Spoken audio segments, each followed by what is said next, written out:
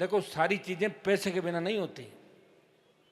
पैसे से ही गाड़ी डीजल डलाओगे जब तो गाड़ी चलेगी। ये तो आप अपने अपने साधनों से आते हो तो मेरी रैलियां हो जाती है। अगर मुझे करानी पड़े तो कहाँ से होगी रैली, मुझे बताओ। कांग्रेस बीजेपी वाले तो पैसे दे के करा लेंगे, मैं कहाँ से कराऊंगा। मुझे पता कि आप अपने आप आ जाओगे। अगर प्रधानमंत्री के पद को किसी ने ठोकर मारी, मुझे याद है 90 का वो दौर, जब मैं 11th क्लास में पढ़ता था, मेरे पिताजी जनता दल के अंदर थे। उस समय नारे लगते थे कि ताऊ पूरा तोलेगा, लाल किले से बोलेगा।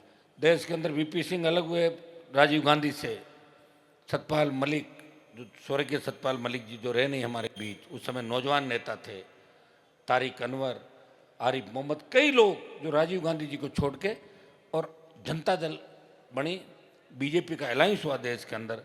और इस जनता दल को जो फंडिंग की, भाइयों सारे देश के अंदर अगर जनता दल को ताकत दी तो चौधरी देवीलाल ने ग्रीन ब्रिगेड बनाई। हजारों नौजवान बिहार, उत्तर प्रदेश, हरियाणा, राजस्थान के अंदर लड़ रहे थे बूथों पे। हरियाणा के हमारे बच्चे, वेस्टर्न यूपी, दिल्ली के नौजवान बच्चे जो व्यवस्था को बदलना चाहते थे। और सारा पैसा किसने दिया? चौधरी देवीलाल जी ने दिया। वो हरियाणा के मुख्यमंत्री थे, मेरे गांव भी आए थे। प्रधान जी को याद होगा 1988-89 के दौर में राम निवास जी जब आप कॉलेज में पढ़ा करते थे, तब देवीलाल जी ने प्रोग्राम रखा था और कम से कम 10,000 लोग वहाँ पे थे। और अंतिम चुनाव जब मेरे पिताजी ने लड़ा था 93 का जनता दल से, तब वो प्रचार के अंदर आए थे।